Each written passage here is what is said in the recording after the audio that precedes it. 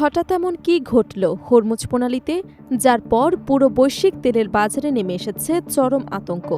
যুক্তরাষ্ট্রের অর্থনৈতিক অবরোধের জবাবে মধ্যপ্রাচ্যের সবচেয়ে গুরুত্বপূর্ণ জলপথে এক নজিরবিহীন চাল চালল তেহরান।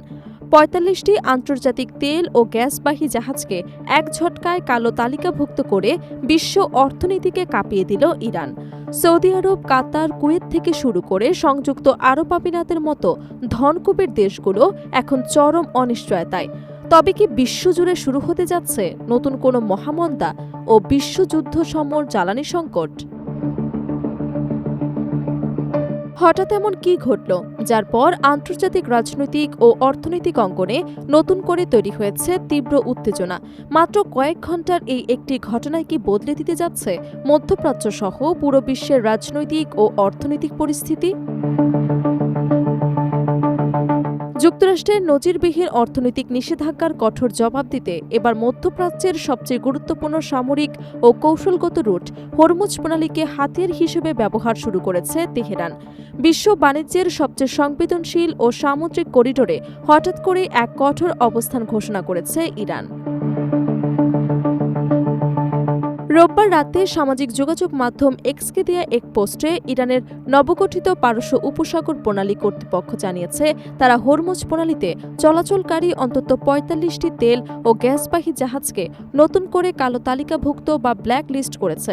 শুধু জাহাজ আটক বা বিশাল অঙ্কের জরিমানা নয়, প্রয়োজনে এসব জাহাজে থাকা কোটি কোটি ডলারের অপরিশোধিত তেল ও এলএনজি পণ্য জব্দ করার সরাসরি হুঁশিয়ারি দিয়েছে তেহরান।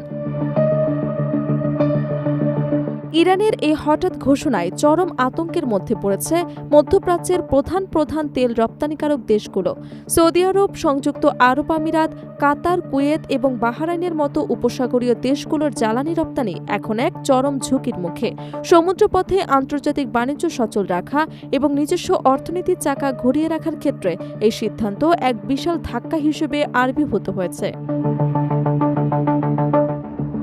ইরানি কর্তৃপক্ষের দেয়া ভাষ্য অনুযায়ী তাদের সামুদ্রিক আইন এবং প্রণালীর নিরাপত্তা বিধিমালা অমান্য করার অভিযোগে এই ৪৫টি অতি বৃহৎ অপরিশোধিত তেলবাহী ট্যাঙ্কার, এলএনজি, এলপিজি বহনকারী জাহাজ এবং বিভিন্ন ধরনের পরিশোধিত জ্বালানি বহনকারী ট্যাঙ্কারকে নন কমপ্লায়েন্ট বা অমান্যকারী হিসেবে চিহ্নিত করা হয়েছে। প্রতিবেদন অনুযায়ী মধ্যপ্রাচ্য এবং বৈশ্বিক শিপিং ইন্ডাস্ট্রির বেশ কিছু প্রভাবশালী প্রতিষ্ঠানের জাহাজ রয়েছে এই তালিকায়। এর মধ্যে সংযুক্ত আরব আমিরাত ভিত্তিক অডনিক লজিস্টিক অ্যান্ড সার্ভিসের মালিকানাধীন জাহাজ এবং তাদের সহযোগী প্রতিষ্ঠান নেভিক এইড ট্যাঙ্কার্সের বেশ কয়েকটি নৌযান রয়েছে।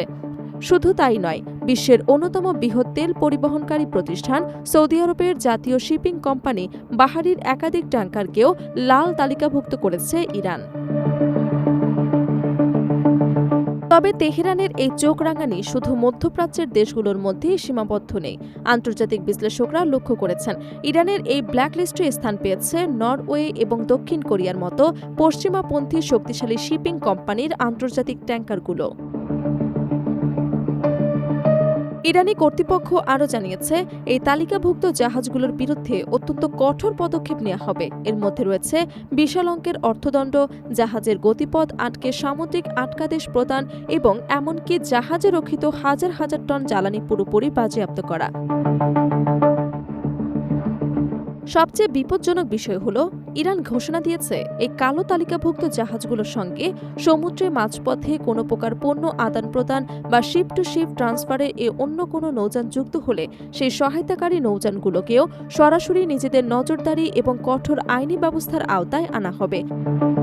এর মানে স্পষ্ট, হরমুজ প্রণালীর ওপর দিয়ে ইরানের নির্ধারিত নতুন নিয়ম না মেনে আন্তর্জাতিক কোনো নৌযান যাতায়াত করতে গেলে তার জন্য পরিস্থিতি হবে অত্যন্ত ভয়াবহ ও জটিল।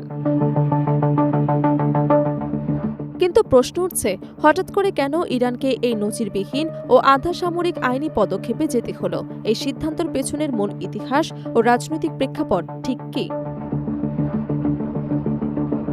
যদি আমরা ঐতিহাসিক প্রেক্ষাপট পর্যালোচনা করি তবে দেখতে পাব যে তেহরান এবং ওয়াশিংটনের মধ্যে দীর্ঘদিন ধরে চলা অর্থনৈতিক এবং সামরিক সংঘাতই মূলত এই ঘটনার মূল অনুঘটক। সম্প্রতি যুক্তরাষ্ট্র যখন ইরানের ওপর ইতিহাসের অন্যতম কঠোর ও শ্বাসরুদ্ধকর অর্থনৈতিক অবরোধ চাপিয়ে দেওয়ার পরিকল্পনা বাস্তবায়ন করছে, ঠিক তখনই ইরান তার ভৌগোলিক সুবিধার পূর্ণ ব্যবহার করার সিদ্ধান্ত নিয়েছে। যুক্তরাষ্ট্রের উদ্দেশ্য ছিল ইরানের জ্বালানি খাতের ওপর কঠোর নিয়ন্ত্রণ বজায় রেখে তেহরানের বৈদেশিক মুদ্রার উৎস পুরোপুরি বন্ধ করে দেয়া।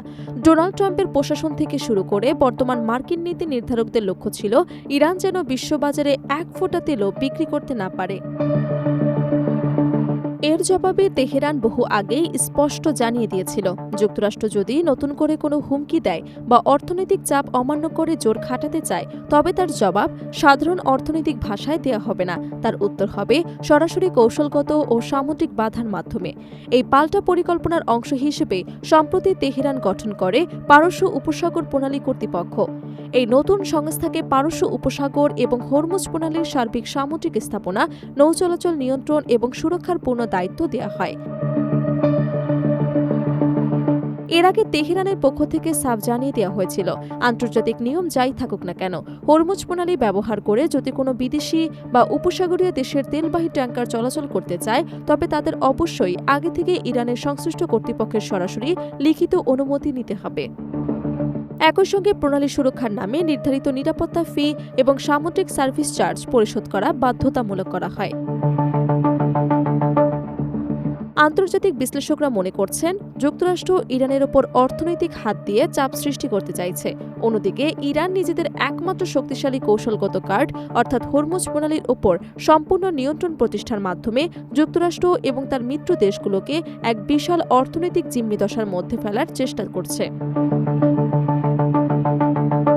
এই পর্যায়ে আমাদের বোঝা দরকার ভূ রাজনৈতিক এবং কৌশলগত দিক থেকে এই হরমুজ প্রণালীর গুরুত্ব আসলে ঠিক কতটা এবং কেন পুরো বিশ্ব এই সংকটের থরথর করে কাঁপছে। পরিসংখ্যানের দিকে তাকালে দেখা যায় আন্তর্জাতিক বাণিজ্য ব্যবহৃত অপরিশোধিত তেলের 1/5 বা বিশ্বের মোট দৈনিক ব্যবহৃত তেল এবং এলএনজি সরবরাহের প্রায় 20% বেশি পরিবাহিত হয় সংকীর্ণ এই হরমুজ প্রণালী দিয়ে। পারস্য উপসাগরকে ওমান উপসাগর এবং আরব সাগরের সাথে যুক্ত করেছে এই একটিমাত্র সামুদ্রিক সরুপথ।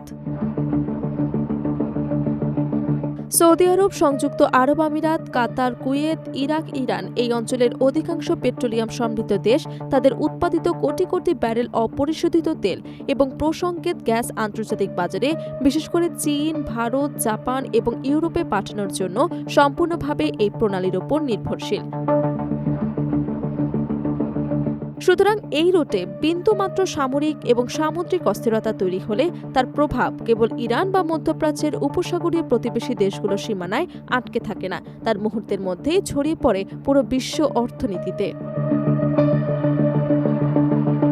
বিশ্লেষকদের মতে ইরান যদি সত্যি 45টি বহুজাতিক ট্যাঙ্কারকে আটকে দেয় বা তাদের পণ্য বাজেয়াপ্ত করতে সামুদ্রিক বাহিনী পাঠায় তবে খুব অল্প সময়ের মধ্যেই আন্তর্জাতিক বাজারে অপরিশোধিত তেলের মূল্য রেকর্ড পরিমাণ বৃদ্ধি পাবে।